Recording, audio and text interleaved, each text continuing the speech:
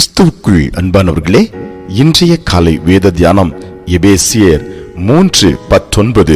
அறிவு கட்டாத அந்த அன்பை அறிந்து கொள்ள வல்லவர்களாயும் தேவனுடைய சகல பரிபூரணத்தினாலும் நிறையப்படவும் அவர் தமது மகிமையின் ஐஸ்வர்யத்தின்படியே உங்களுக்கு அனுகிரகம் பண்ண வேண்டும் என்று வேண்டிக் கொள்கிறேன். அன்புக்குரியவர்களே, 3 முக்கியமான ஆசீர்வாதத்தால் நாம் நிரப்பப்பட வேண்டும் என்று இந்த காலை நேரத்தில் ஆவியானவர் நமக்கு விருப்பம் தெரிவிக்கின்றார்.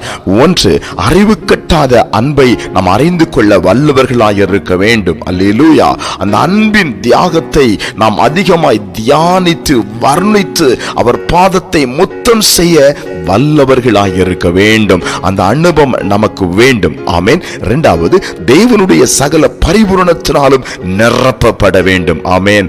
ஆண்டவர் சொன்னார், நீங்கள் ஜீவன் பெறவும் அந்த ஜீவனை பரிபூரணப்படுத்தவும் நான் வந்தேன். நமக்குள்ளே ஒரு பரிபூரணமான ஆவியின் கனி, பரிபூரணமான ஆவியின் வரம், பரிபூரணமான ஆவிக்குரிய தன்மைகள் நிரம்ப வேண்டும் என்று கர்த்தர் விரும்புகிறார். 3வதாக, தமது மகிமையின் ஐஸ்வர்யத்தின்படி ஒரு அனுகிரகம் நமக்கு வேண்டும். அல்லேலூயா.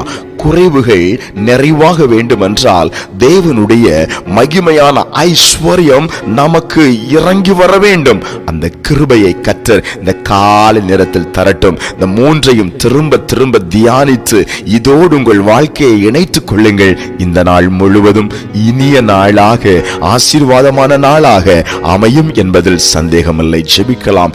அன்பின் பரலோக பிதாவே, இந்த கால வேளையிலும் அறிவு கட்டாத அன்பை அறிந்து கொள்ள வல்லவர்களாய் சகல பரிபூரணத்தாலும் நிரப்பப்பட ஆவிக்குரிய அந்த உன்னத மகிமையின் ஐஸ்வர்யத்தின் அனுகிரகத்தை பெற்றுக்கொள்ள கர்த்தர் உதவி செய்கிறீர். உமக்கு நன்றி. இயேசுவின் நாமத்தில் ஆமென்.